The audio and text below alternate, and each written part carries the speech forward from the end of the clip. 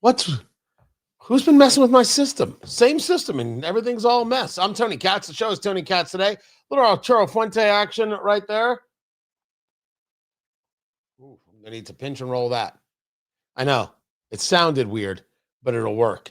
The radio show is about to begin. Glad you guys are here. Tell your friends. Let's go.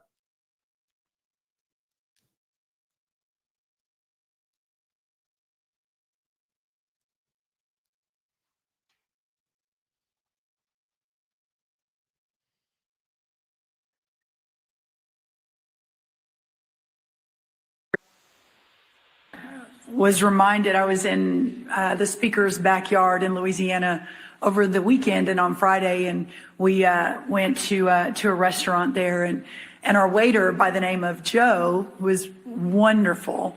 He was a multi-generational Louisiana and New Orleans, and he was our server, and he was just so impressive. And towards the end, he brought up that, well, this is a job he had to take because he was furloughed. And so was not making any money, and he worked for the federal government. He didn't know who I was. And I said, well, Joe, I can appreciate that. You know, I'm sort of in that world as well. And I said, where do you work? And he said, well, I work for the U.S. Department of Agriculture in their New Orleans office as part of the financial team. And so it just... If you don't know who Brooke Rollins is, who is the Secretary of Agriculture, and you work for the Agriculture Department, okay, that is, to me, a bit odd. But the story here is about the shutdown and how the shutdown affects everyone, everything, everywhere. I mean, it wasn't, but it is now. Tony Katz today. Guys, what is going on? 833-468-8669. 833. I got Tony. That's how you get to be a part of the program. I'm assuming that what we're going to be hearing is that the shutdown is over. I mean, President Trump said, engage the nuclear option. What are you waiting for? Engage the nuclear option, get rid of the filibuster, be done. I don't know why you would say it. I mean, I'll get more into it. I got to tell you, I think it is an awful thing for him to say, that you you clearly have this victory clearly on the shutdown. And here comes President Trump to say, no. Let's blow it up in the only way that doesn't work. Giving up the filibuster is giving the political left what they want, which is no filibuster. So if they should ever have power again, things get rough and ugly. You have John Thune, who leads the Republicans in the Senate, saying that he is committed to keeping the filibuster. And now you've got President Trump saying to him, doesn't matter, don't want to hear it, get rid of the filibuster. Not cool at all. I don't know why. I have absolutely no idea why at all and in any way you would have President Trump do this. It was a mistake. It was unnecessary. It was to take victory and pull it back because the Democrats have lost this argument, as we know. But we should be clear that we're not going to see the Republicans lose on every battle because the Democrats still can't figure out how to be smart. Everything is a negative at all times. And this is the latest one. This is, it was already the Democratic Party trying to undermine President Trump before he met with Xi Jinping. This is after we have the conversation about a a potential trade deal that China is going to be buying soybeans. All right. This is after the fact Hakeem Jeffries, the failed wartime consigliere of the House. Donald Trump was punked on the world stage by the Chinese Communist Party. The notion that Donald Trump has created all of this trouble for the American people, which he has, the Trump tariffs are raising costs on everyday Americans by thousands of dollars per year. And earlier today, I also met with some small business owners and entrepreneurs who made clear to me in very real terms that the Trump tariffs are going to force many of them to shutter their businesses and abandon their dreams. Donald Trump created this massive inferno that's spreading all across the country and now wants to pretend as if he's a firefighter by putting out the damage that he has created. I don't listen to people who talk about damage when they watched 4 years of Joe Biden and said nothing and told me the economy was great. I don't listen to those people like that. But hold on, Hakeem Jeffries has the same old stuff that doesn't connect. And returning to what? A status quo when you've already increased the expensiveness of life on so many working class Americans and are forcing in real time farmers and small business owners and entrepreneurs to close their businesses. That's what inflation did. That's what COVID lockdowns did. I don't disagree with the idea that tariffs are taxes. I fundamentally don't accept the idea that this is anything more than theater from Hakeem Jeffries. It was all a show as far as we can tell. And the only thing that will change my opinion on that is if everyday Americans start to actually see a change in their quality of life, which no one has experienced in a positive direction since the beginning of the Trump presidency.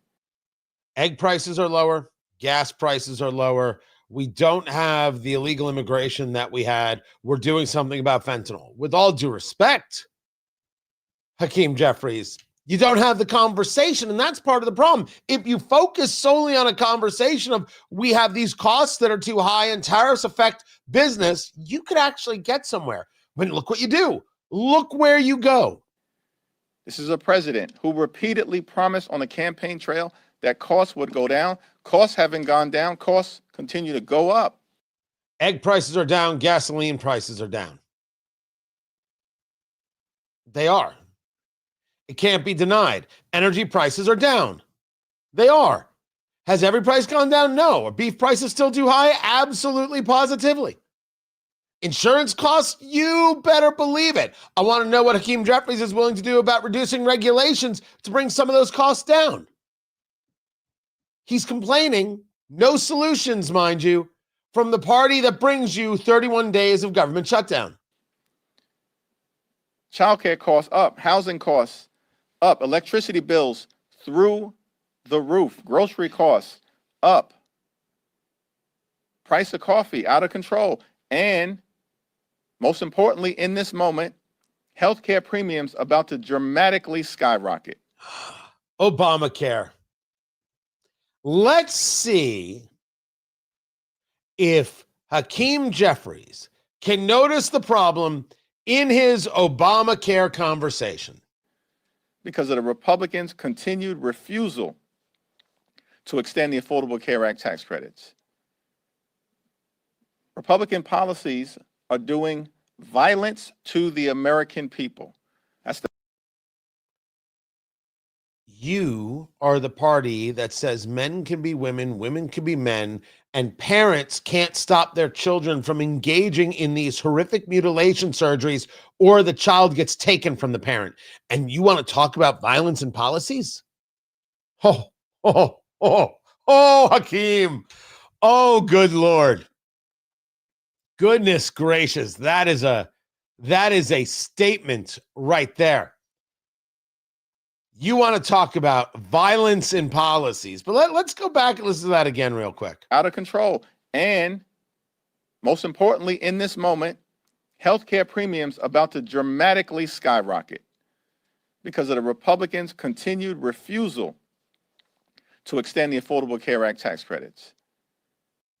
Can we now get an answer to the question of Obamacare was supposed to be affordable? Why would one need subsidies in order to buy the affordable thing? Or are we just admitting that Obamacare doesn't work? Just admit that Obamacare doesn't work. It's okay, Obamacare doesn't work. I mean, we told you it doesn't work, and we told you that it was nonsense, and we told you it was dangerous, we told you it was a slippery slope, but you did it anyway. Now you need subsidies for the thing that doesn't work. You told us we could keep doctors and plans. You lied. You're a liar, Hakeem Jeffries. Just like Barack Obama's a liar. You're a liar. Why do you need the subsidies? Why doesn't it work? Why doesn't it work? You know, I speak with people smarter than myself. I think it's an important thing to do. And out there's some troll. Everybody's smarter than you, Tony. Congratulations. Congratulations. You passed Are You Smarter Than a Third Grader? Bravissimo. And they will tell you that we are a step and a half away from universal health care. Anyway, this is coming. This is it. There's no stopping the train on this. This is going to happen. Universal health care turns doctors into slaves. Are we going to address this the way we need to? It turns doctors into slaves. Remember that the person who favors universal health care, the Bernie Sanders of the world, who, if you were to ask them this question, he'd say, no. And then he'd move on to something else. Bernie Sanders, if you offer universal health care, you're saying that health care is a right. And therefore, the doctor has to now provide this right whenever somebody wants it. So isn't the doctor now a slave to the system? No. But let me tell you about the rich people. Like it will be, he always does that. And he moves on to another subject that's not connected. I mean, he's a dishonest broker. And the people who fall for that, I think, are shameful. Universal health care is wreckage. It's carnage. It's terrible. And the proof of how it will not work and how costs will go up, they will go up, is here's Obamacare that was meant to save us from ourselves, but it needs subsidies. Subsidies, as we know, that were voted on in the Inflation Reduction Act to sunset in 2025. Democrats voted for that. They knew what was happening. This is a lie. I bring it up again, something you already know. Because look at the levels to which Hakeem Jeffries will lie. Listen to the fraud without any shame. Now ask yourself, if he's willing to do this, what else is he willing to do? Republican policies are doing violence to the American people. That's the message that we heard from clergy members who were here on Capitol Hill from all across the country, particularly in the Deep South, earlier today. Policy violence coming from Republicans attacking the health care and the nutritional benefits of the American people. This is the best he can do. A weak man with no message, policy violence. If we want to actually say that that is a terminology, something that we can engage with, policy violence is taxation. You take my money, and if I refuse, you put a gun to my head. You throw me in jail. Policy violence is what you support when you say my children can determine their own medical care, and I say I'm the parent, you take the children from me. It's policy violence. Policy violence is when you tell me I can't have a gas stove. It's policy violence. Policy violence is when you tell me, hey, the electric grid's getting strained, so you can't use this power. When it's not really being strained, you just want to see how you can control people. Policy violence is you have to stand 6 feet apart from the people you love and grandma dies alone. That's policy violence. If we're going to discuss policy violence. Policy violence is Operation Fast and Furious, when you allow guns to be stolen, pushed into Mexico, where they disappear and they get utilized to murder border agents. People forget that. People forget that that happened in the United States of America. Policy violence. Abortion is policy violence. I mean, if we're going to do this, you know how much time I have spent on this? Zero. I have spent no time on this whatsoever. I don't even have it on the rundown. It's not on my show sheet, what Hakeem Jeffries has said right here. He just was on my queue of some audio, and I'm like, all right, let me share this. It took me all of 4 seconds. Policy violence. You want to go down this road? Oh, hell, son. I can do this all day. It's a losing argument, Hakeem Jeffries. It's a losing argument. Tell the Senate Democrats to pass the CR, although I don't know if they have to now that Trump has jumped in and said, hey, get rid of the filibuster. Huge, huge mistake from the president. I'm Tony Katz, and this is Tony Katz Today.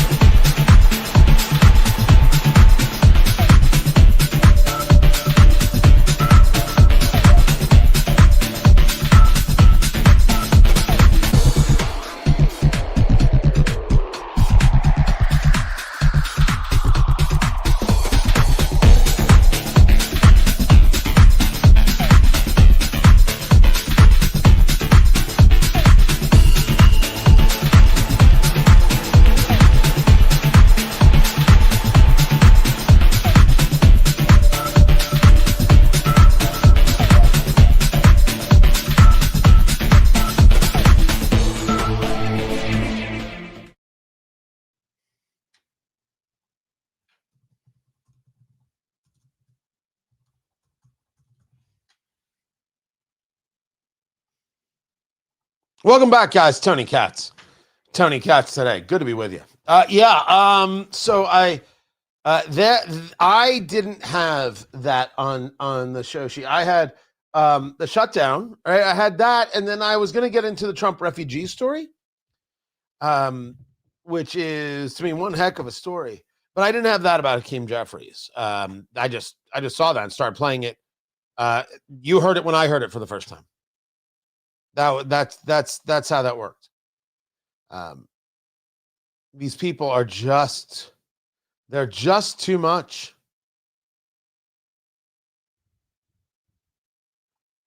It never once do they ask what are they saying and what does it mean?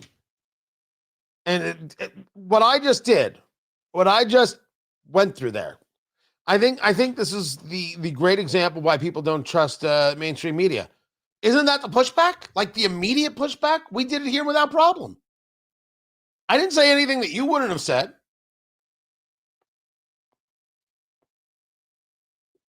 Meanwhile, Halloween is coming.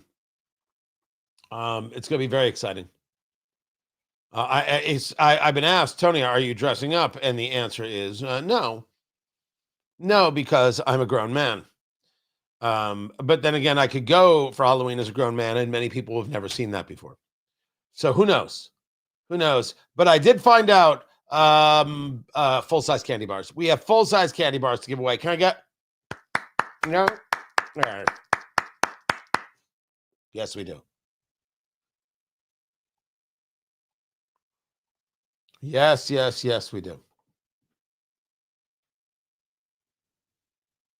I'm also going to get into Heritage Foundation because I'm telling you, I will be the first person to discuss this. Holy crap, is there a radio reckoning coming? Ooh, ooh. All right, let's get back to the show.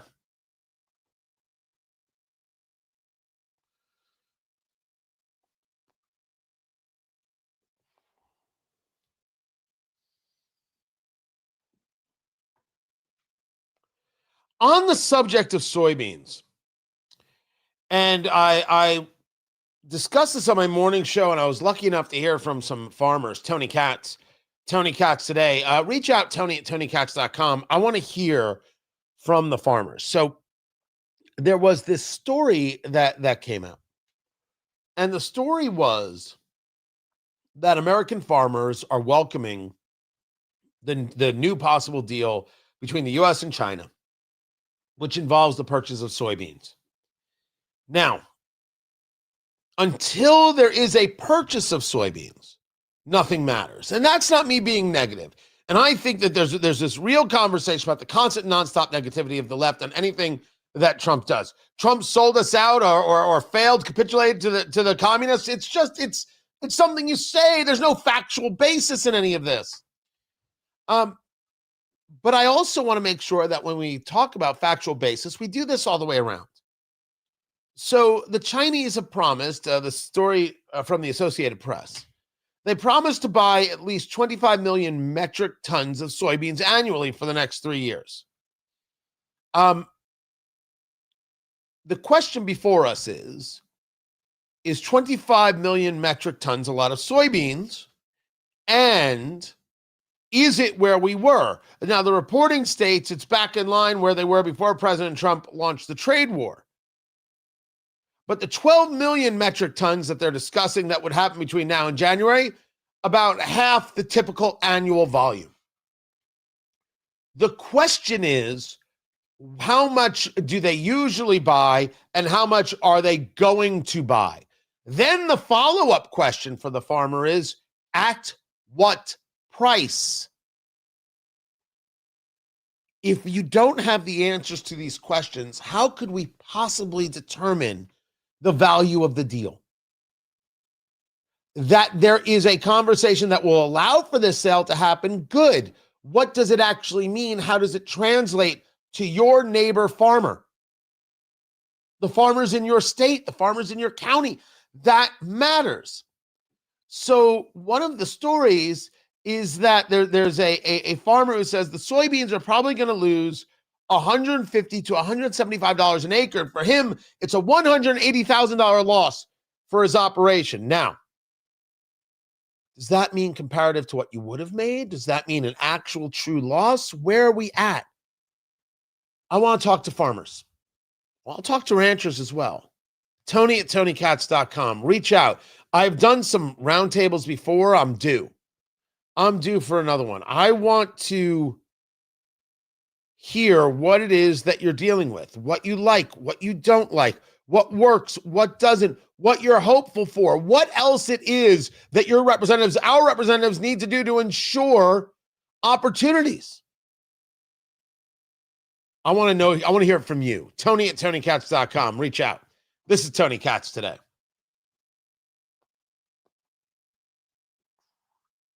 But I think this overarching, did I see Guy talking about it? Guy Benson. Where was he? He's been a Fox guy for forever. There he is. He was talking on Fox Business. He was at Town Hall. Nice enough dude. Always has been. Not friends, but certainly we see each other. Hey, how are you? What's going on? I always think of Guy Benson as who is the guy most not like me that I'm glad is on my side. Our presentation styles, our lifestyles, our everything. But man, I'm glad he's there. Always have been. because you need to be able to reach all the people in all the ways. And I'm like, if there's anybody who is like most drastically presentationally different than myself, I've always said, like, he's an example of that. That's not disparagement. That is just recognition, but necessary. It does a solid job. And he was even discussing I was on Fox Business. He was about this constant negativity. The left doesn't want to say, hey, that was a good idea on anything. On anything. If Donald Trump saw a puppy in the middle of the road about to be run over and ran and scooped up the puppy and saved it from being run over, the Washington Post would run a headline that says Donald Trump snatches puppy. The New York Times headline would be Trump keeps Chihuahua from entering the United States. Like, it would be that kind of headline. We all know it. We're all fully aware of it. It's what they do constantly and continually. No joy. There cannot be a reprieve.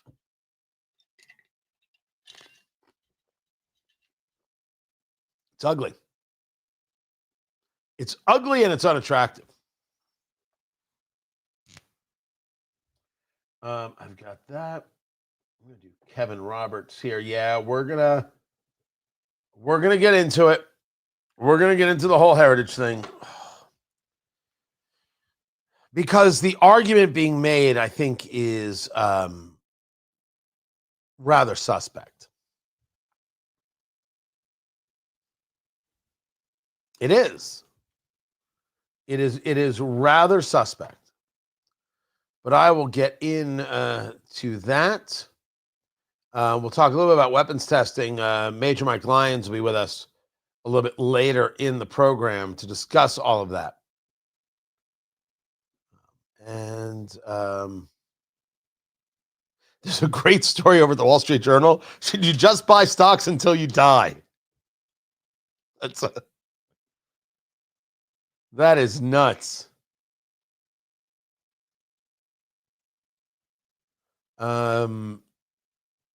Let me see what else we've got going on here.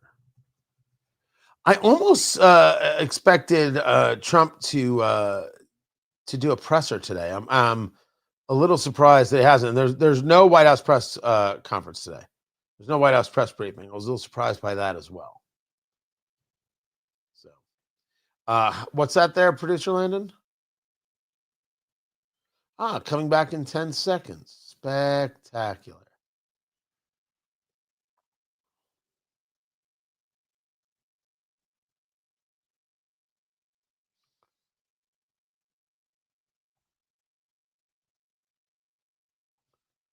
All right. All right, we keep going. Glad you guys are here.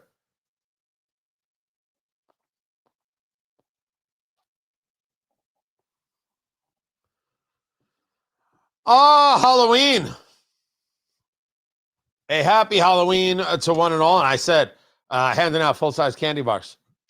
And then something not as good. But I'll get to that later. Tony Katz today. So good to be with you. Live streaming on the YouTube, youtube.com/Tony Katz. Twitter X, Tony Katz. You can find it there. Facebook, Tony Katz Radio. Head on over to the spots and subscribe at TonyKatz.com. I do like to help people during the Halloween season. And one of the problems that we have is that some people like to dress like creepy clowns. And they like to intimidate people and scare people and engage in threatening. Oh, no, it's just a prank. That's all. Not cool. And so we have a series of PSAs, of public service announcements, for people who consider doing that whole creepy clown thing. So here's one of them for a PSA, reminding people not to dress like a creepy clown this Halloween. Now, a public service announcement for anyone who's thinking of dressing like a creepy clown this Halloween. You die first, get it? Your friends might get me in a rush, but not before I make your head into a canoe. You understand me? This has been a public service announcement for anyone thinking of dressing like a creepy clown this Halloween. I am just trying to help people help themselves. That's all I'm trying to do. I don't want to see this happen to others. I don't. And I mean, in case you didn't catch it, here's another one to help people who are thinking about being a creepy clown this Halloween. And now, a public service announcement for anyone who's thinking of dressing like a creepy clown this Halloween. I'm gonna scissor kick you in the back of the head. I'm 10 years old, but I'll beat your ass. I'm gonna come at you like a spider monkey. This has been a public service announcement for anyone thinking of dressing like a creepy clown this Halloween.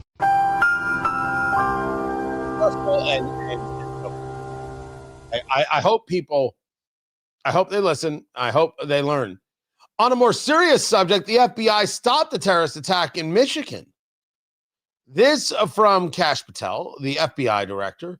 Multiple people, according to the reporting from Newsmax, have been alleged plotting a violent attack over the Halloween weekend were arrested. There's more information to come. FBI and state police vehicles in a neighborhood near Fordson High School in Dearborn. People with shirts that said FBI walking in and out of a house, including one person who collected paper bags and other items from an evidence truck. So with this, we see that the good work is still being done. And with this is the conversation of Dearborn and really a conversation of immigration in general. So there's a group in Indiana, and these groups are popping up all over the place. And they're called Save Heritage Indiana. And they want to end mass migration. And so this is where we have a bit of a divide, because what is it that we're trying to do? And their argument is that it's not enough just to say we need to stop illegal immigration. We need to stop people coming into the country because they're destroying the country. And look at Dearborn and what's happening here. I make the argument that I think looking at Dearborn is absolutely the right thing to do. When you take a look at Dearborn, you have the guy running for mayor in Minneapolis, where they have a massive Somalian population, Omar Fateh. And he is campaigning for votes, waving the Somali flag and speaking to people in a native tongue and pushing this idea that this is why you vote for me. There's also a conversation of whether or not he puts himself as I'm for Somalia first. Now, we know that this is true of people like Ilhan Omar. Anybody who is serving in an elected capacity who puts another nation before the United States immediately should be removed from that elected position. But when we talk about immigration, we need people who want to be Americans. And we have to start with certain rules, certain standards. And the first rule is, what is in America's best interest? And that's what determines immigration policy. Not whether or not you think something is nice enough. So there's a story about Afrikaners. And the story is that these white Africans, white South Africans, are going to be let into the United States. President Trump is bringing down the refugee total to 7,500, and the majority of them are going to be white Afrikaners. That in the days of Joe Biden, it was 100,000 plus people each and every year allowed to claim refugee status and come to the United States. A couple of things here. First, understand that the amount of racial hate in South Africa is through the roof. Well, Tony, it was the land of apartheid. What do you expect? I would expect the end of apartheid, which of course has happened, and good, because apartheid is truly evil. And I would expect the nation to want to grow and build. That isn't what they want to do. They want to kill the white farmer. They want to kill the Boer, B-O-E-R. Since we know this to be true, since President Trump confronted South Africa with this in the Oval Office, including videos showing unmarked graves and such, The argument against allowing Afrikaners into the United States is what? The argument is they're white. So the people who believe that we should be a nation where refugees can escape to only believe it if they fit a certain physical characteristic. They need to look like this. They need to look like that. They need to be from here. They need to be from there. Both of those things aren't true. We don't engage refugees because the place they're at is dangerous. That's true of a lot of places. And we don't engage bringing in refugees because they check a box. One of the very first concepts has to be you want to be an American and you'll support the Constitution. Because if you bring in a refugee from name the place and they don't like the United States, I'm sorry, you don't get to be a refugee here. That's your problem. Now you're saying, well, Tony, they'll lie. Yes, that's absolutely possible. But let's start with a baseline of who we're bringing into the country. Single, able-bodied men from China? No. You don't get to come into the country. Nope. Goodbye.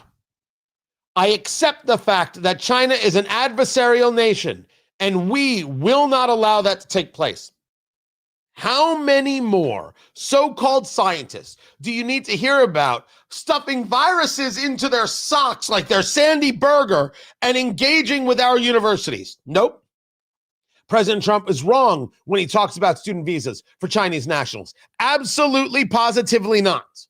None. Zero. That's over.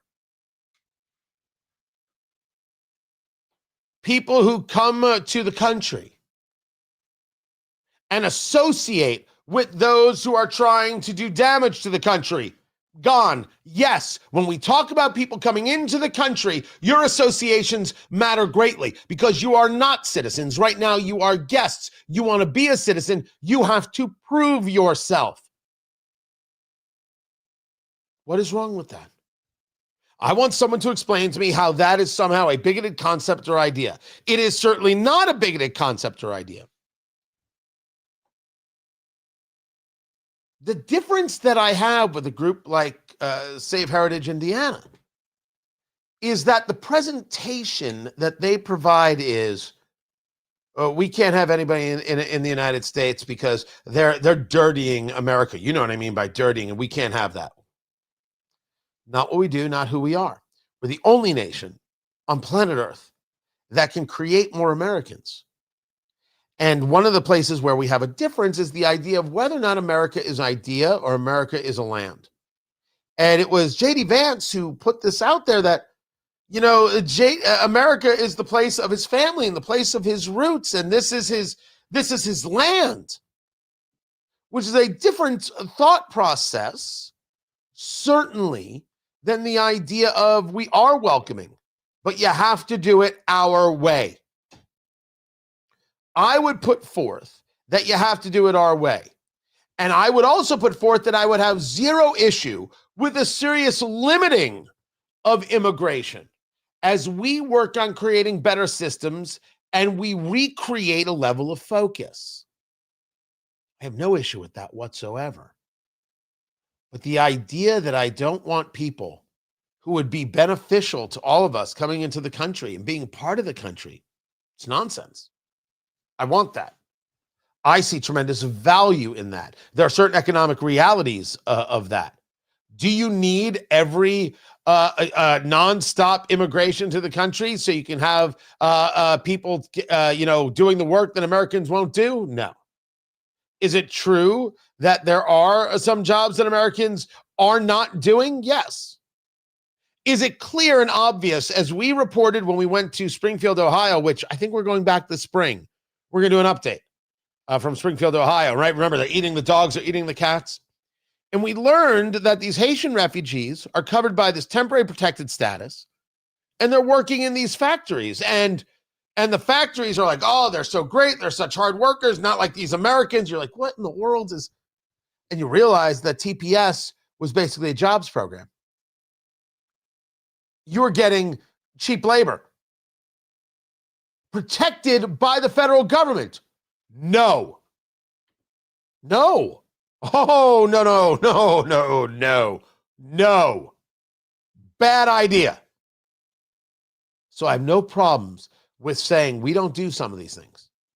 I have a serious problem with saying, nope, no immigration whatsoever, if that's indeed what's being said by anybody.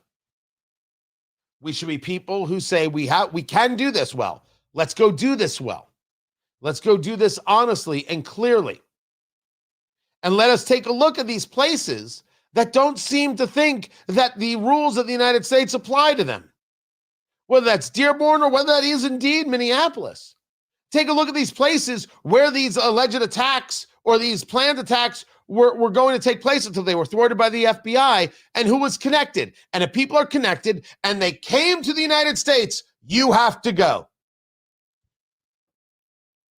This is why elections matter, and this is why I don't believe there's a uniparty, and this is why we need to ensure that if we're electing, for me, Republicans and conservatives, that we actually make sure we're electing the right people. And if that means primary challenges, well, bloody hell, so be it.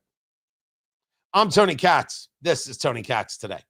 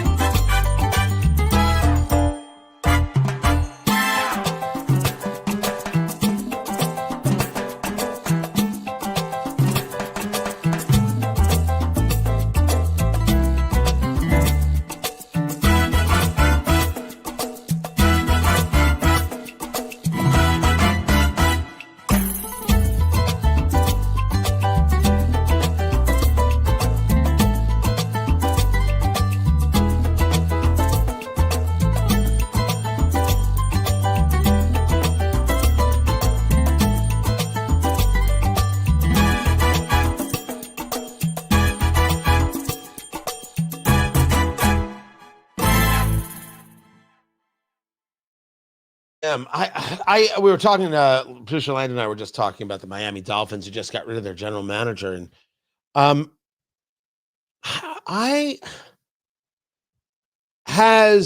forget the name of the coach, the guy who looks, what's his name? Mike McDaniel. Right. He looks like he models Junior's clothes for JCPenney. I mean, he's a slight dude. That's all. And last night, if you saw him in this game against the Ravens, he just looked beyond apoplectic, right? Because the team at least had put in effort and put in opportunity, and now they just it's just bumbling. And I don't know if he wasn't given the tools. I cannot figure out if it is him truly, or if he has not been given. It's the Bill Parcells line. He always wanted a choice to be able to pick players, right? And the draft, another thing. If you want me to cook the meal, the very least you can do is let me buy some of the ingredients. That was the Bill Parcells line. I wonder if that's Mike McDaniel's story. I'm not good enough to know whether he's just bad, whether he's lost the team, or he's just got a team that can't play. You're still out there trying to win with Tua, and he can't do it anymore. To any extent he could, that's over. He can't.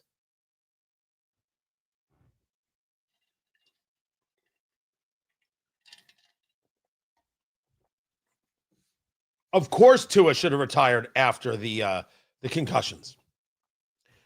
But if he's lost the locker room, well, then that's a giant issue, an absolutely gigantic issue.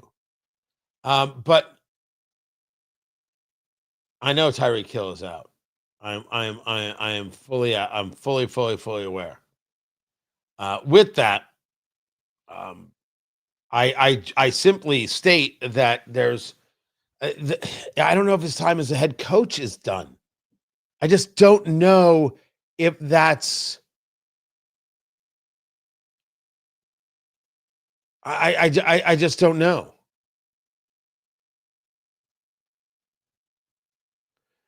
Yeah, and I agree. There's no reason to change that, and maybe the GM switch will change things up.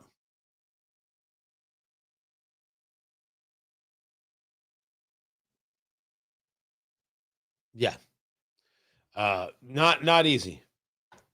Not easy being a head coach, and you're dealing with all these pressures. I mean, that's the job, though, right? You got to be able to deal with it. But there are realities outside of the wins and losses about what's actually in your control.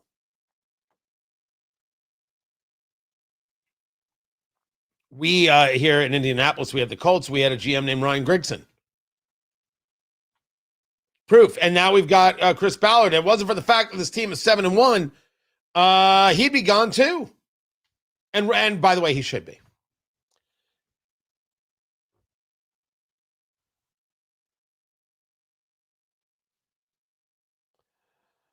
Kevin Roberts of the Heritage Foundation in a full defense of Tucker Carlson, but not actually in a full defense of Tucker Carlson. And full disclosure, I actually emailed Tucker today, and I years ago I had his email address, and everything bounced back to me. So I invited him on the show. It's like, all right, I want to go ahead and explain your worldview. Let's actually see what this is all about. Your America view, your worldview, your Christianity view. Let's go. Because there's something very, very strange happening, and I am the first. I don't know if I'm the first person. I don't know if I want to say that. Tony Katz today. As this, I don't even know what they call the woke right thing.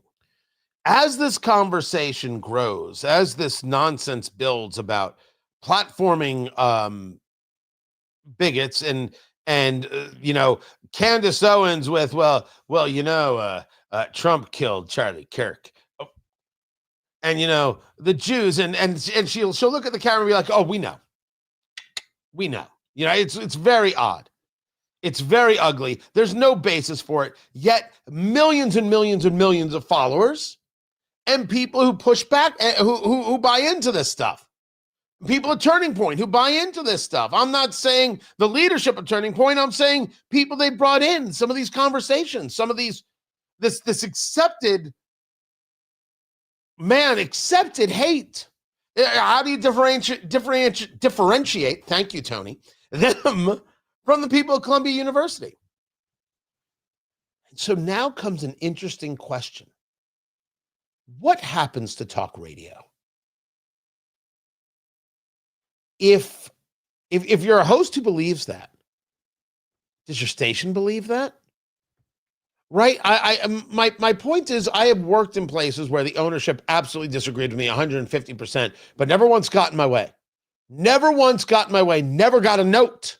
Never got a note about what to say or what not to say.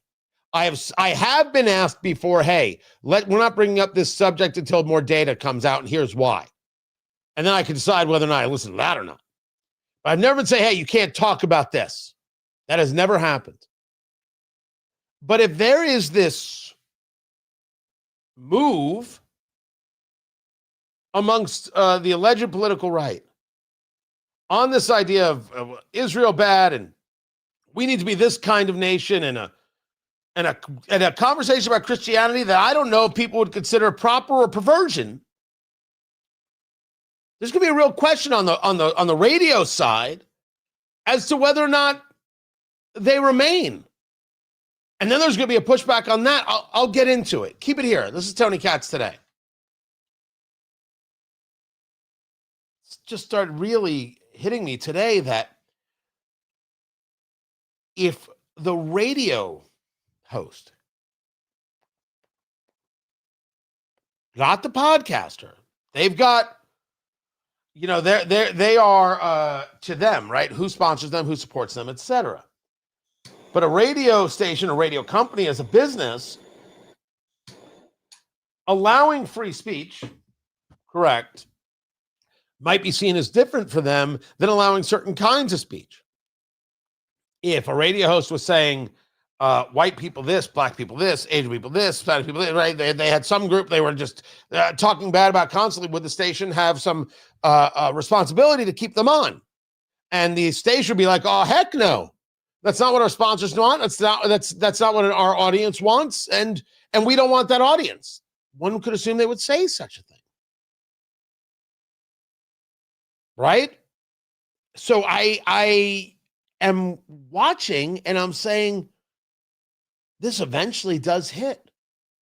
It hits the host. How do they handle? The answer is, I don't know. And it hits the radio groups. And what happens when radio groups start saying you can't talk about this? Some edict. Again, I tell you, I have never received an edict a day in my life. I once did get in a mass email, hey, this thing happened, but we're waiting to get more information, and please don't bring up this subject until the information is out. And I said, I wasn't going to talk about it anyway, because it was a small subject in my first view. But if I felt the need to talk about it, I would, and I would deal with the consequences. Don't say that. Don't say those kinds of things. But if someone's going to be platforming a Nick Fuentes, it's going to get interesting. Very, very interesting. By the way, yes, this is a massive, massive lighter. This is the SpaceX lighter right here. So rocket ship right there. And then, yeah, almost lit my eyebrows, which, whew, I mean, they already look good. They already look good. So it's a really interesting question, and we're gonna get into that next. I'm working it through, and I hate to work it through with you. I should come to you and say, all right, I've got it, but I don't have it yet. I'm working it through, but man, this stuff from Kevin Roberts, nope. Not at all. Not in any way. He heads up Heritage, and I think he engaged an argument that doesn't stand up to scrutiny. And I will say, and I'll get into this when we're back to the radio show, no, I do not believe that Tucker Carlson should be canceled. I don't even know what that means. I am not a cancel culture guy. He is allowed as an American to say what he wants, and I'm allowed to say when he's wrong. And if that isn't the guiding principle, I don't know what is. But I'm not allowed to notice when he platforms a bigot and that's wrong and say so. Forget that. I'm going to say that all day. And if Kevin Roberts wants to say that that's not a conservative position, he doesn't understand the conservative position, which is insane because it's Heritage. Wow. There's a lot going on with that. So that's where I'm at. Let's see. Let me go back to comments. So here's the problem, Beth. Beth, by the way, wants to be the director of the show, Producer Landon. Beth wants to do that. Right? Beth has always wanted to direct. I don't know Beth at all, but I'm glad you're in the chat room. She's been in the chat room for a while, and she's a fantastic contributor, and I appreciate it. CNN follows an agenda. Tucker follows Qatar agenda. Radio does too. Tell me what agenda I follow. I worked when I started in getting paid radio at MS Communications, which is owned by a guy by the name of Jeff Smulyan. Now, Jeff Smulyan was an innovator in radio, really created sports talk. For a while there, he owned the Seattle Mariners. Massive. Jeff is a leftist's leftist. And for a while, we belonged to the same synagogue, and that was odd because people would give him grief. And to his credit, he never said, man, you got to change what you say. No, that never happened. That never happened. I never got a note from him. The only note I ever got was, hey, could you please stop giving a local deli a hard time about not carrying whitefish? I swear to you, that's a true story. He sent me a note about a deli called Shapiro's because they don't have whitefish salad, and I was complaining about it. And the owner of Shapiro's, a guy by the name of Brian Shapiro, very nice guy, called Jeff and said, can you have cats stop bothering me about it? Not enough people order it. It'll go bad. I can't carry it. I swear to you, the only note I ever got from the man in all the time I worked there. My home station is owned by a group called Urban One, which is part of my syndication group. Urban One started and is focused on the Black community. They bought us, and they bought the sports station, and they own WBT in Charlotte, big conservative talk station. Not a note. Not a note, and I'm happy to say, and I'll make a bigger announcement next week. The contract, I believe, is all worked out for the following years. Never a note. So, yes, there are always exceptions. There are always exceptions, but I talk to a lot of radio guys, none of whom have ever shared with me, maybe they don't share it with me, that they're being directed in an area. This has been something of concern with a group called Odyssey, Audacy, and how they were purchased by Soros Management Fund. That's right. Soros, George Soros. And one of the weird things that took place was that the FCC approval was expedited. Why in the world was this expedited? Like, that's a real concern. But I have not heard at all anything in the year that this has been going on. I have not heard in the slightest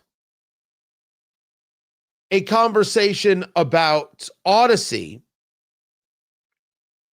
changing its programming to satisfy the management company. Now, also, there's a difference between Soros Management Fund, which is really about the investments, and like Open Secrets and other things that Soros does, which is about the ideology. They really do seem to be separate entities, but still a real concern, legit concern. And I think those people are right. So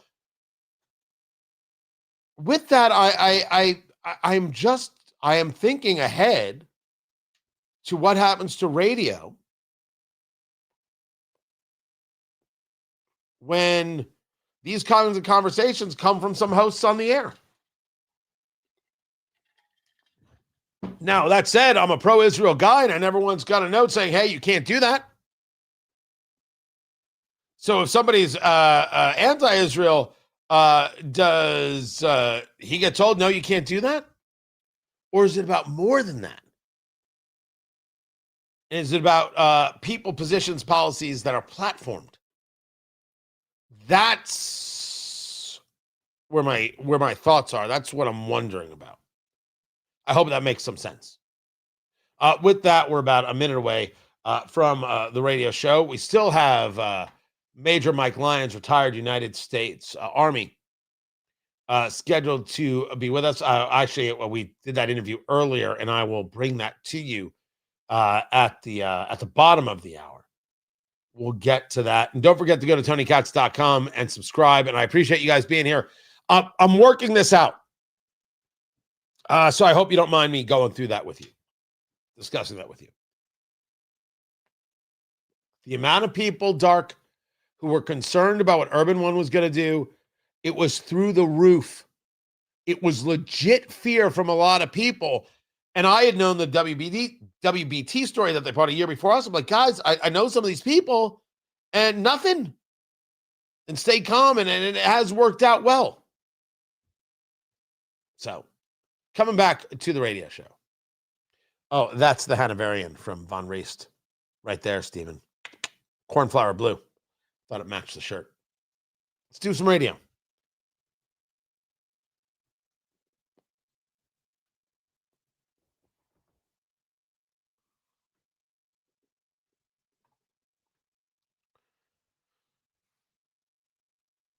I invited Tucker Carlson to be on the show.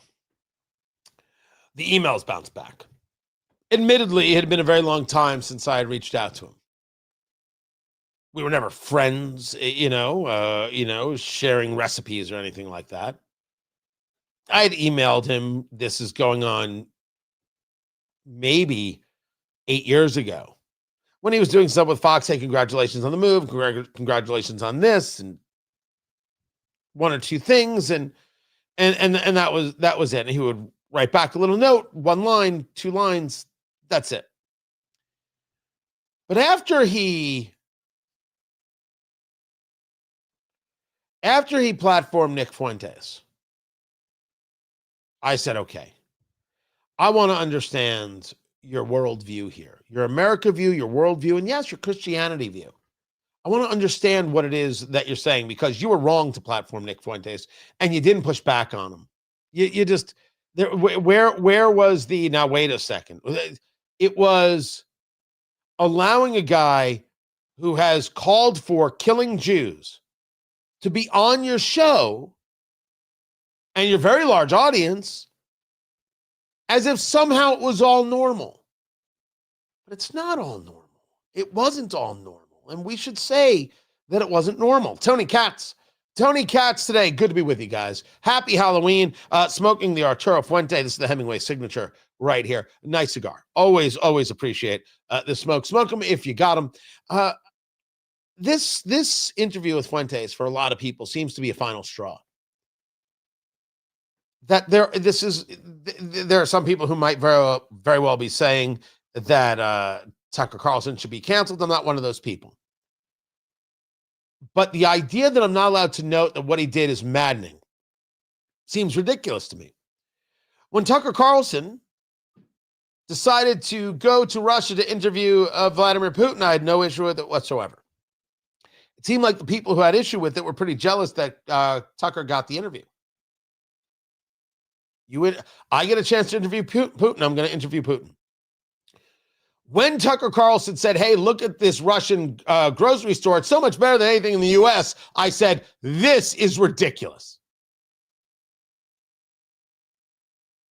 This is ridiculous.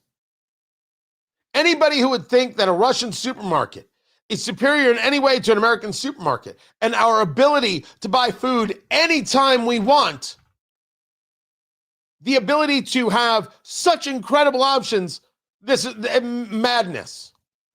Madness. Oh, look at the subways. They're so clean. The authoritarianism involved in engaging that cleanliness does not make the cleanliness a value of the authoritarianism. It doesn't. And so I said so. I didn't think for a second he was going to get deplatformed, and I'm not calling on him to be deplatformed. But I will say clearly that platforming Nick Fuentes is gross. Now, to show the ideological consistency, it was me on this show who said of Donald Trump having lunch with Nick Fuentes, I have no forgiveness for that move whatsoever. None. I can clearly state, remember it was Nick Fuentes and Kanye. I can clearly state that it is absolutely possible, if not probable, that Donald Trump had no idea who Nick Fuentes was. He does stuff online. He knew who Kanye was. You cannot tell me that the staffers who put that lunch together didn't know who Nick Fuentes was, and they should have been fired. You don't have lunch with Nick Fuentes. You don't have lunch with Louis Farrakhan. You don't. You just don't. That's it. But yesterday, Kevin Roberts, who is the leader of the Heritage Foundation, put out a video. I don't know Kevin Roberts personally, the president of Heritage. I know the Heritage Foundation. I've been to their offices. I've broadcast from their radio station. They have a setup right there on the, I forget what floor it is. I think they do rather good work with something called the Daily Signal. I think what Rob Bluey really created there, Bluey, Bluey, is impressive. And you know, it was part of this change in Heritage that I liked about. It wasn't just white papers and wonkiness. It was about really connecting with people outside of that Heritage mindset. You know, educating the elites, if you will. I say that as a compliment to what Heritage was. I'm not associated with the group. I can't tell you what Heritage is, except to say that Heritage is very much all Trump all the time. And since Trump is not a conservative, he's a populist, that could be seen as an issue. And I do see it as one, because it's a question of whether or not it is conservatism that they are engaging. Not saying anybody there is a bad person, because I don't think that. But Kevin Roberts, seeing the brouhaha, I guess, over Tucker, decided that what he was going to do was make a video showing support for Tucker Carlson. Listen. I'll have more to say on this in the coming days, but today I want to be clear about one thing. Christians can critique the state of Israel without being anti-Semitic. And of course, anti-Semitism should be condemned. My loyalty as a Christian and as an American is to Christ first and to America always. When it serves the interests of the United States to cooperate with Israel and other allies, we should do so, with partnerships on security, intelligence, and technology. But when it doesn't, conservatives should feel no obligation to reflexively support any foreign government, no matter how loud the pressure becomes from the globalist class or from their mouthpieces in Washington. That seems to be, I think this would be the right terminology, an incongruent statement. Yes, you can criticize Israel like you can criticize any other country. I am the guy who said, when this war is over and Hamas is defeated, Netanyahu has to go. Me. I'm the guy who said that. There's nothing wrong with that statement. People who say Israel shouldn't exist, they're wrong, and I'm going to say so without question. Israel is on the attack, and look at the genocide they're engaged in Gaza. All a lie, was always a lie. Was a lie told by liars who are desperate to see Israel destroyed. They're wrong, and they should lose. They should lose if they're Hamas. They should lose if they're running for public office. They should lose in the court of public opinion. They should lose. Go ahead. Criticize. Criticize lots of people. I support other people.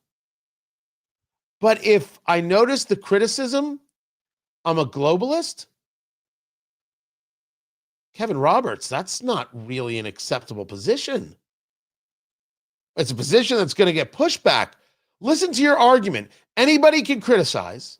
And if you oppose the criticizing, you're a globalist and you're working with mouthpieces in Washington, D.C. They don't really believe it. They're just mouthpieces. I'm sorry. Give me another way to view that.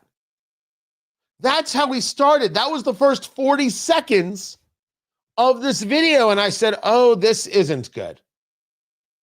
This is a serious problem indeed. By the way, if you want the proof of the claim that Nick Fuentes has said, kill Jews, the videos are out there. You'll forgive me if I'm not able to share it with you right now. It was, I forget who shared it.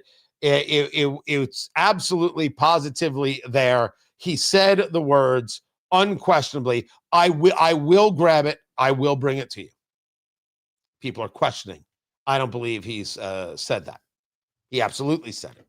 And by the way, I never said deplatform Nick Fuentes. People could say disgusting things.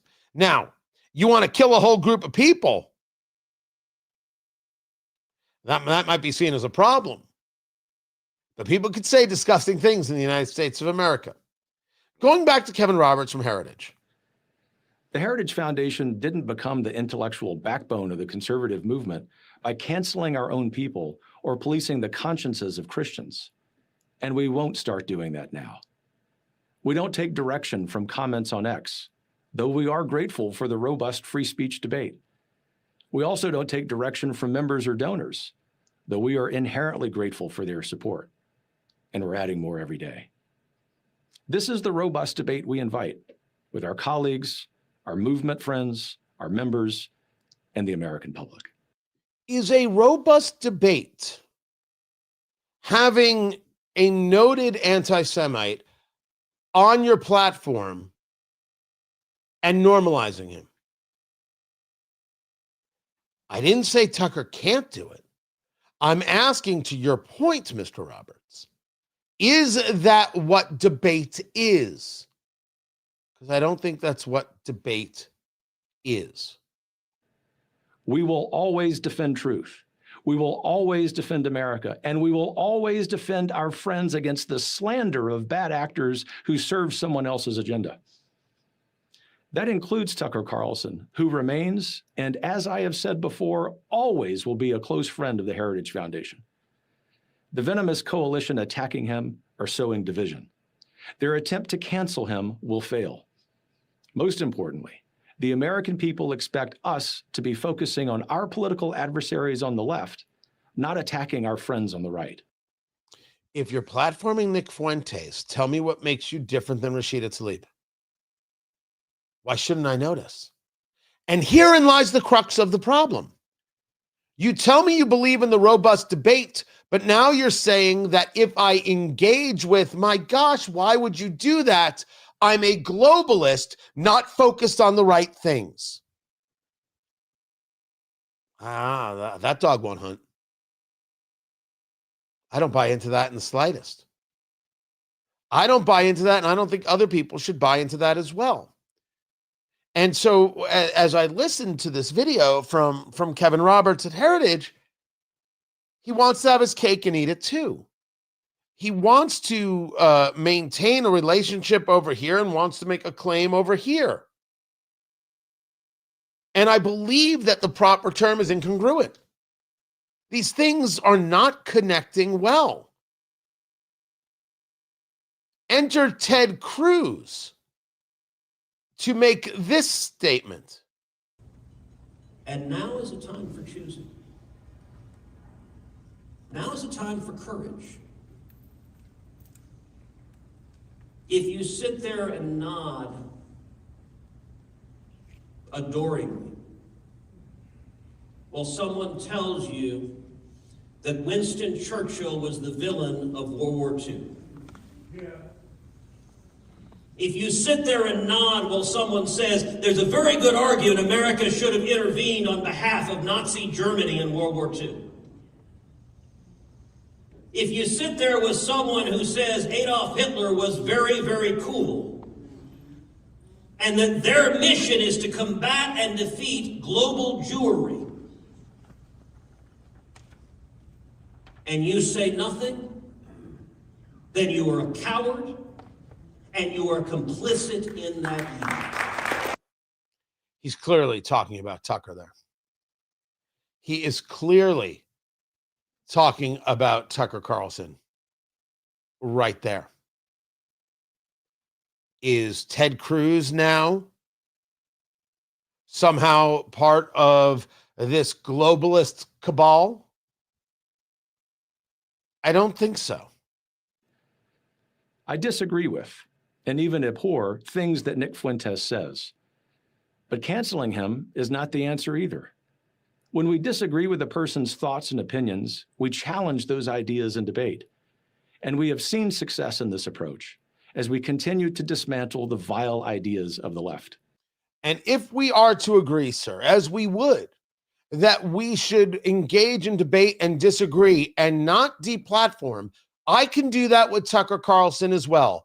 But you have declared that being a globalist, working as or with globalists and as or with mouthpieces, and not essential because it's taking time away from dealing with the left. I now have a question about your opinion and position here, which I do not believe to be strong. I believe it is, maybe the better word is misdirection. Tucker Carlson is fair game, like you are, Mr. Robertson, like I am. People agree and disagree. But the story here is Tucker Carlson platformed a clear bigot, clear anti-Semite, clear ugly guy.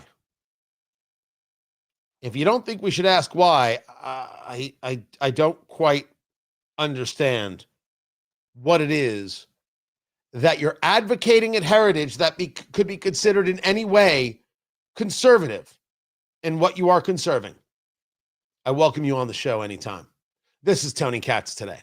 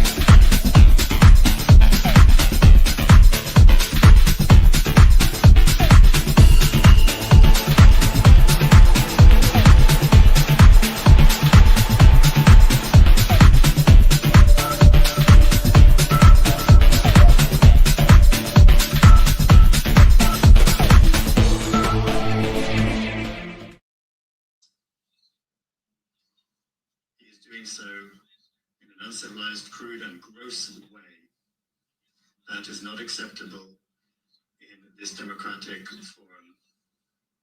Mr. Waltz, this is the United Nations General Assembly. It is not a signal chat, nor is it the House of Representatives.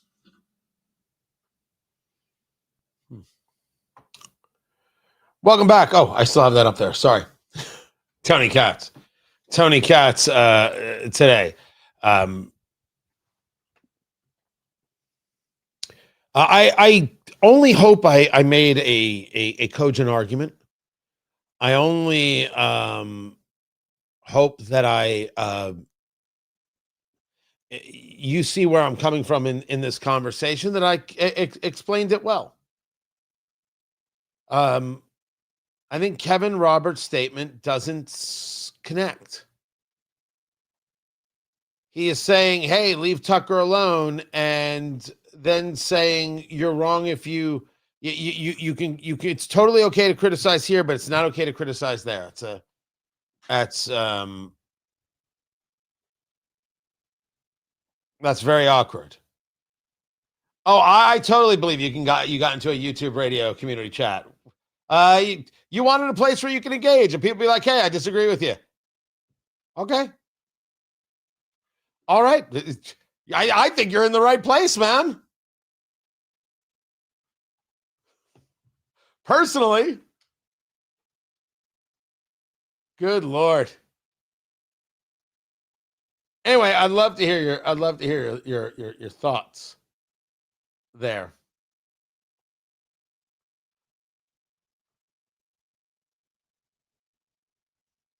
Anyway, coming back to the radio show.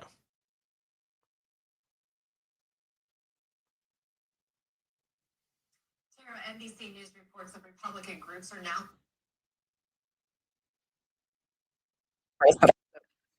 up after the Dem in that race face questions about controversial text messages. What sort of test is Virginia for Republicans in particular next week? Yeah, I mean, Virginia used to be a bellwether state for Republicans in the past. And since Donald Trump's era, it really has become more of a purple state and more of now leaning Democrat because of the havoc that MAGA and Donald Trump have just wreaked on Virginia. Yes, 285,000 civilian federal workers live in Virginia. You have large military presence here, all being impacted by the reckless decisions and the cuts and the pain being inflicted on American families. Virginia is feeling that. You should tell Chuck Schumer to pass the continuing resolution, Tara Setmeyer. Tony Katz today. Good to be with you. But I thought this was interesting. Of course, this is this governor's race in Virginia. Abigail Spanberger, the Democrat, against the lieutenant governor, Republican, Winsome Earl Sears. Now, Winsome Earl Sears is black and Abigail Spanberger is white. And this has become part of the story. But listen to this. The boost of campaign funds to Winsome Sears came because of the AG controversy. Winsome Sears was losing by double digits for most of this election. Abigail Spanberger is an incredibly qualified, more experienced, and sane candidate here, and more in line with mainstream Virginians. Winsome Sears is a MAGA extremist. Now, MAGA extremist. If you were winning this race, you don't even have a conversation about her. But not only do you have a conversation about Winsome Sears, an incredible story, MAGA extremist. It's been a while since you've heard the term MAGA extremist. That's concern. And the Attorney General controversy, the Democrat, Jones, said of the Democrat candidate, said of the Republicans, I want to kill the Speaker of the House in Virginia, and I want to kill his kids. And Abigail Spanberger didn't have the decency to say that's not right. Anybody still voting for her or voting for Jones, I mean, they're the ones you have to look at askew. And look how well Virginia's done with Glenn Youngkin as their governor for 4 years. You would think they would want that to continue. You would think that they would want such a thing. Or I can always go down the line, Tara, of why won't Virginians vote for a black woman? Why is it that the NAACP is supporting Abigail Spanberger, a woman so white she was the body double to the movie Powder, and not supporting the black woman who would be the first black female governor? Because it's not about black and white. It's about progressives, and they don't care about those who don't follow them ideologically. But using the term MAGA extremist, well, that's real concern. Should we be testing our nuclear capabilities? Major Mike Lyons, retired, joins us next.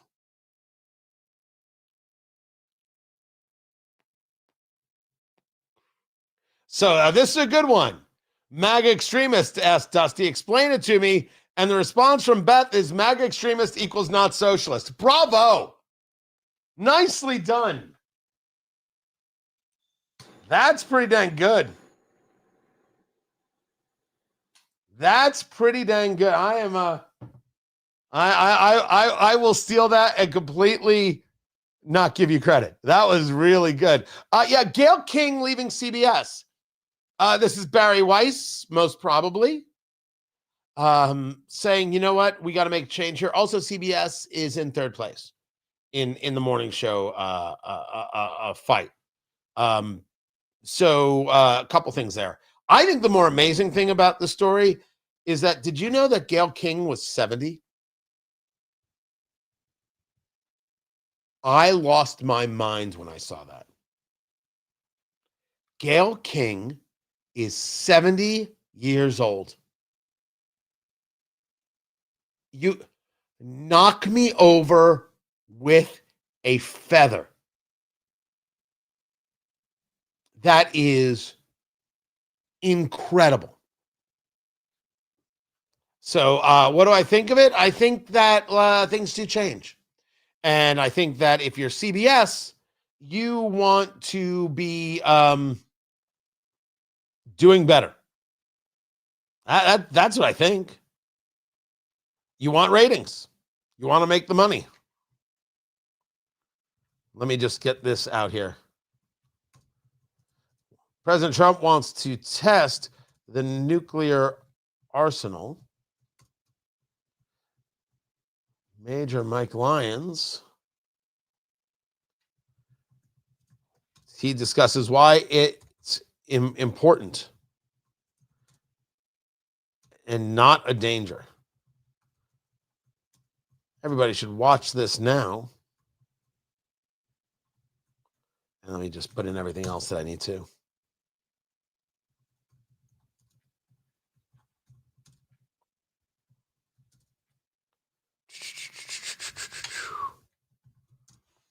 All right. Just that easy.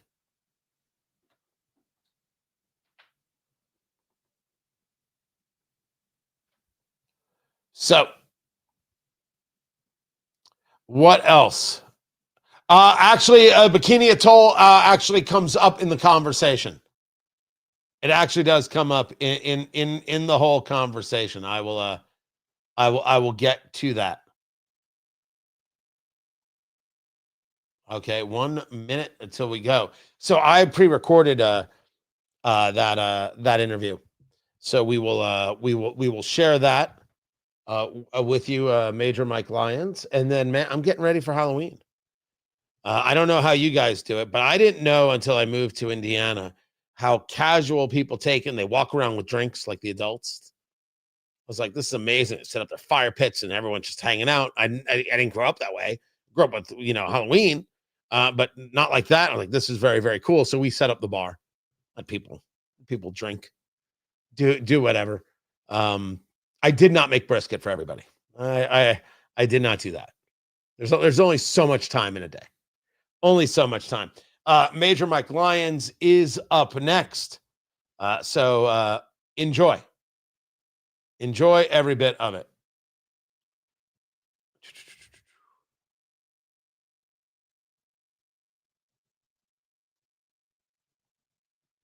See if I can do this right.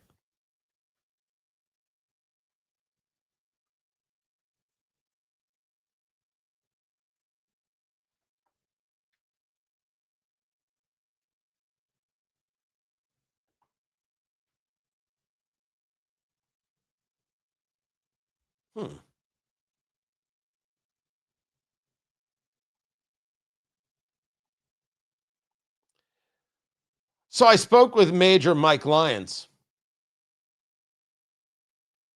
He retired United States Army, regarding what it is that has transpired with President Trump and the move to want to test our nuclear facilities.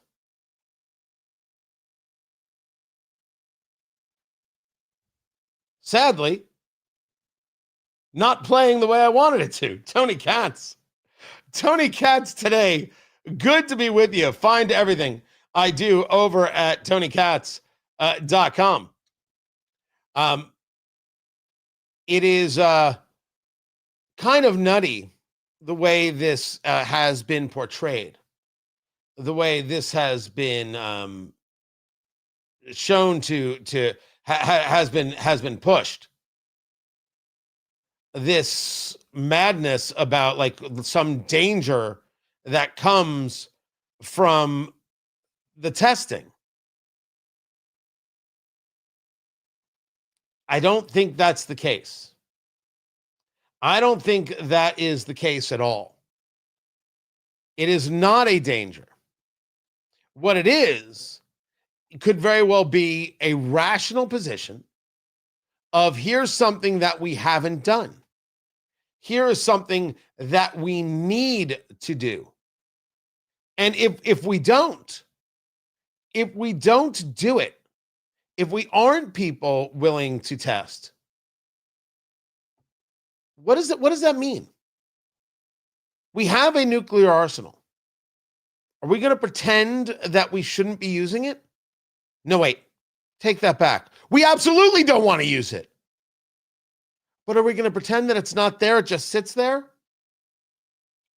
And maybe, just maybe, this is a larger scale conversation about readiness.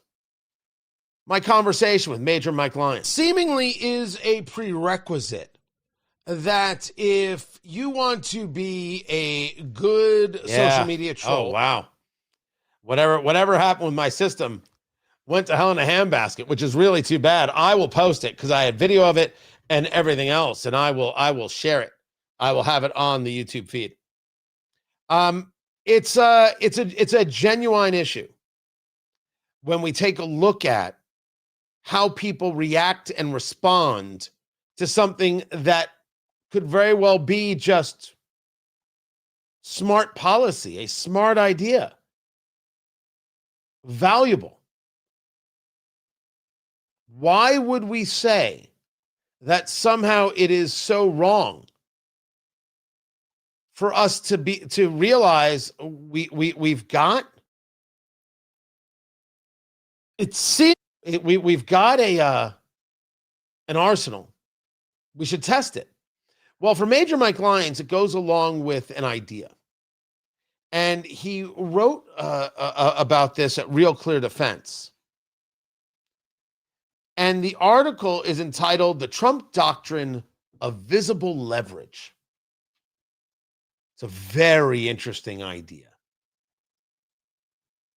The Trump Doctrine of Visible Leverage, as Major Mike Lyons writes it, leverage, therefore, must be visible, transactional, and sustained. The performance, quite literally, is the policy. And it's a discussion of how President Trump sees how you interact with the world. Different presidents have a different point of view. It is not unheard of. Monroe Doctrine. Did Barack Obama not have a doctrine of basically apologizing for American strength? In a position that is seen as absolute weakness. Absolute weakness. That you would go around the world apologizing for American strength. That is not considered humble in other societies. It is considered weak. And when you took a look at that, when Barack Obama was engaged in that, it was ugly. It was embarrassing, is probably the better way to go about describing it. When President Trump discusses that we need to be testing our nuclear arsenal, first of all, this isn't Bikini Atoll. This isn't let's drop the bombs and then there's the soldiers and the winds are rushing and everyone's wearing the weird goggles. That's not it. You engage this in a way that's underground. There's safety measures. The president stated the United States has more nuclear weapons than any other country. This was accomplished including a complete update and renovation of existing weapons during my first term in office. Because of the tremendous destructive power, I hated to do it, but I had no choice. Russia is second and China is a distant third, but we'll be even within 5 years. Because of other countries' testing programs, I've instructed the Department of War to start testing our nuclear weapons on an equal basis. That process will begin immediately.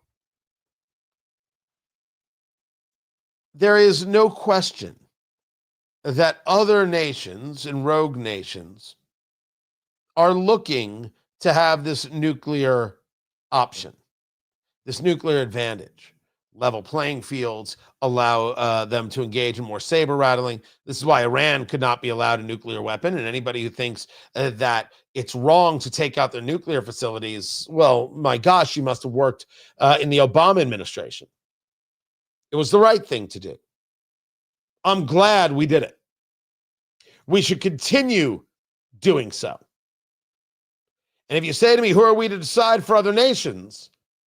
Iran sponsors terrorism. Those terrorists can kill Americans if they have not already, like things we saw, for example, October 7th in Israel and a host of other stories.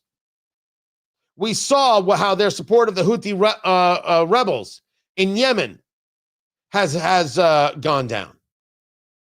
We should not, as a matter of course, for our own safety and security, allow them to get a nuclear weapon. It is foolhardy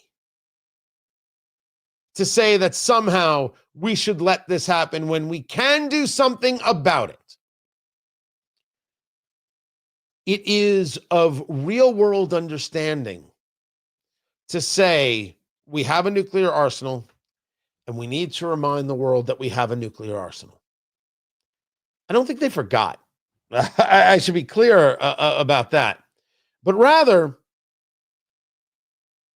if you listen to Major Mike Lyons, it is that this idea of leverage, this idea of visible leverage, is about showing our capacity to overwhelm you, to get you to rethink your position.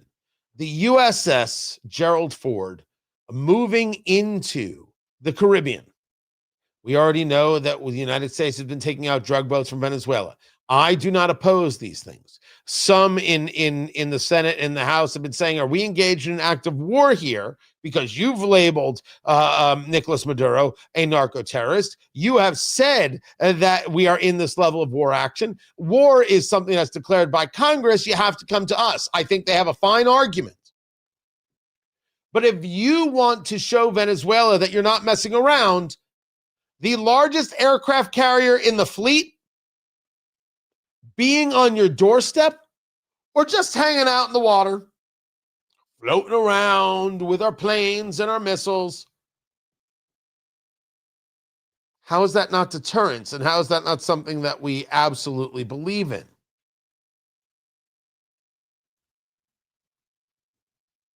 If we take a look at Ukraine, one of the things that Major Mike Lyons discusses is that there isn't actually a leverage there.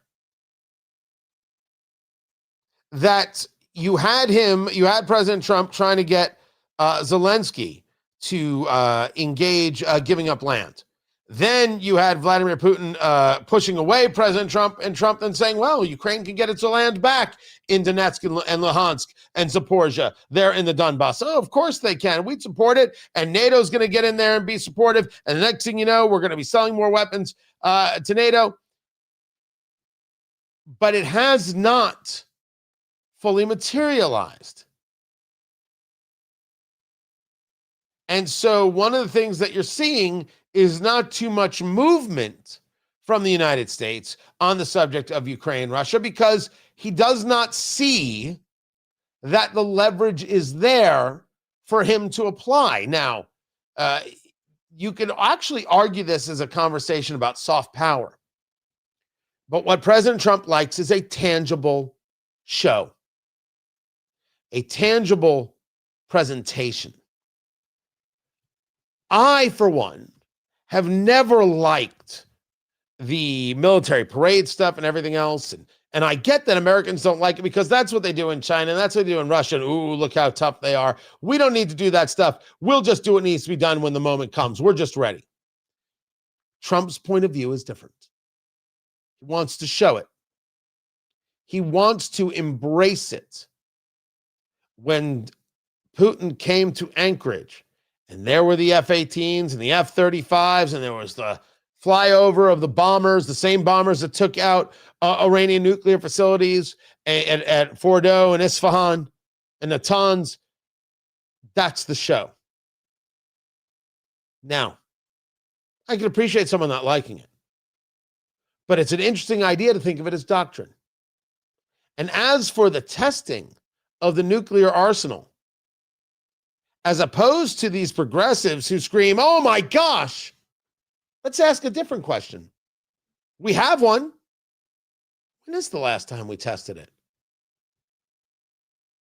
Shouldn't we be testing from time to time? I mean, every 6 months I have to test the batteries in my smoke detector.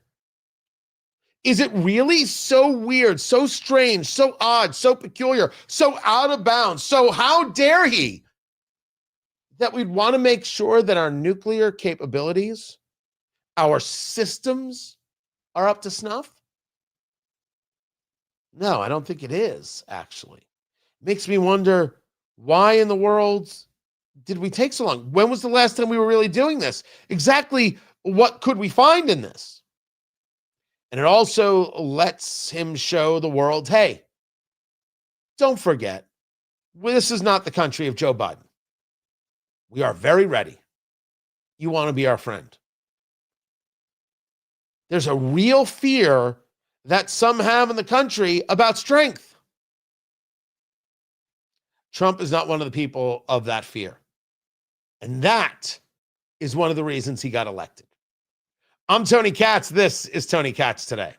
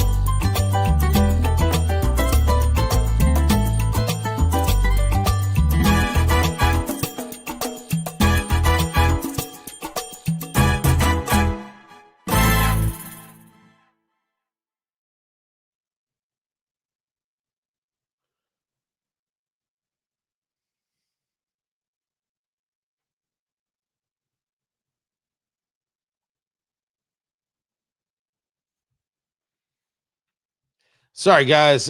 Somebody asked for proof, and I'm not about to play it on air.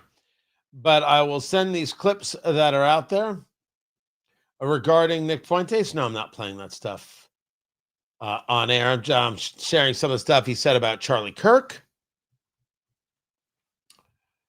And I'm looking for some of the other stuff.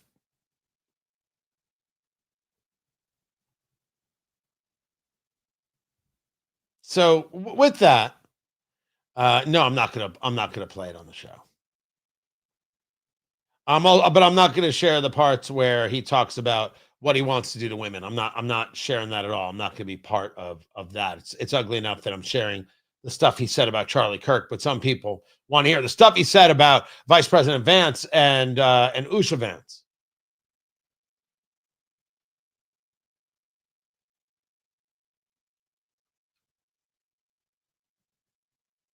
think that's all I was able to find in this just couple of minutes. So, yeah, I'm pretty good.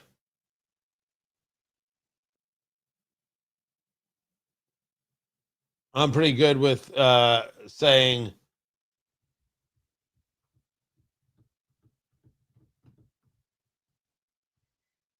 I'm good with what I'm saying. I know that I've got it covered. And if you don't want to believe it, you don't believe it. It's fine by me. It's you gotta be you, boo boo. That's all there is. I think that platforming Nick Fuentes is ugly stuff, and I will not apologize for such things. And I think that I think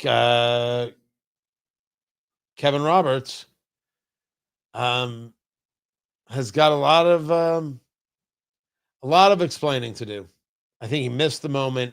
Something fierce here. So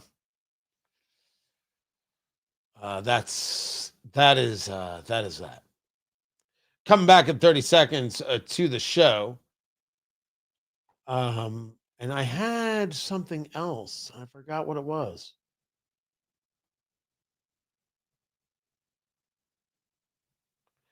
All right, coming back.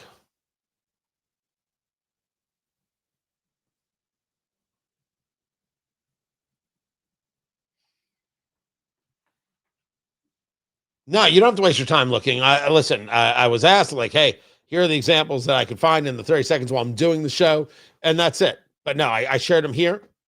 I'm not about to share them on air.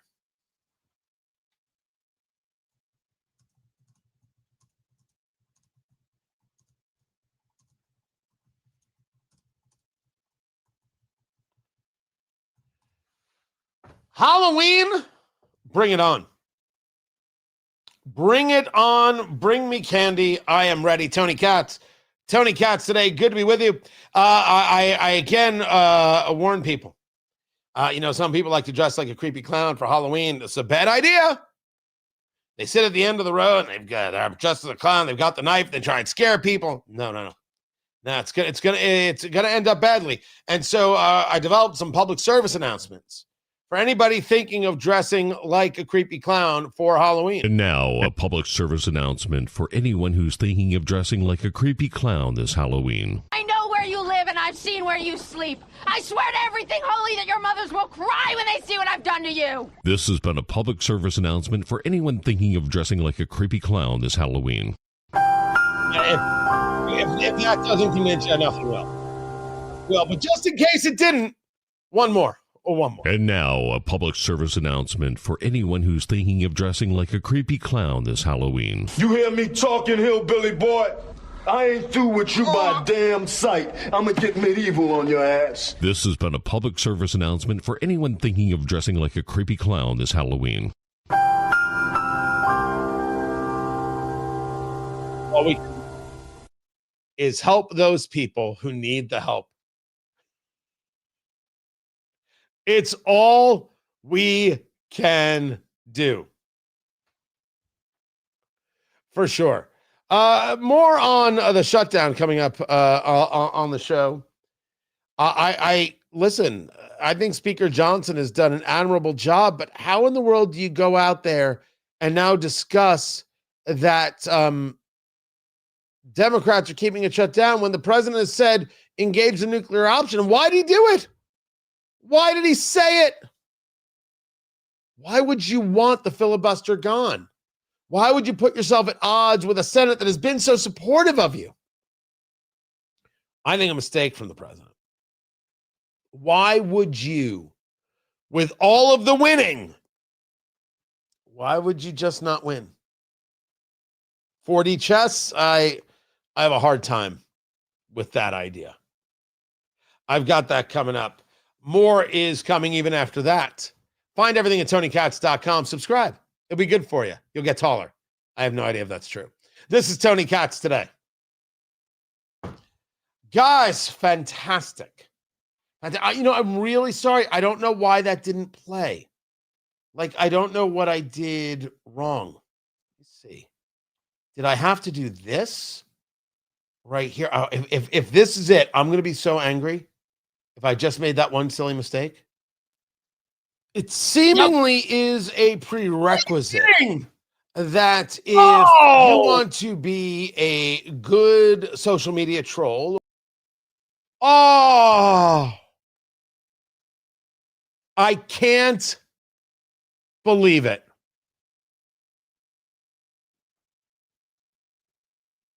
I can't believe that. Wow. All right, live and learn. Live and learn. I have the video. I will put it out there on the YouTube feed, on YouTube, Tony Katz. I'll share it on the Twitter X as well, and we'll get it out for the world. Yes. Yeah. See, that's just it. You watch as I learn, but that's not even close to professional. I need a director. Let me just do what I do. Let somebody else do what they do. And together we do something even better. Send your CV to Tony@TonyKatz.com. Good gosh. I appreciate you guys being here so very much. Have a fantastic Halloween. The show continues at WIBC.com. So you should go be about the third hour of the radio show. I got to run from the live stream. I appreciate you very much. Have a good Halloween. I'm back on Monday. I did not go. I didn't do the Israel trip, and I did not go to the Republican Jewish Coalition. I did not. That conference. I could still go. It's in Vegas. But I only found out that I was credentialed yesterday. I'm like, I didn't plan. So it's not going to last minute happen. You know what? Being here is quite all right. Good spot to be. I appreciate you. Have a brilliant, brilliant weekend. And I will catch you all not tomorrow, Monday, everyone. Take care.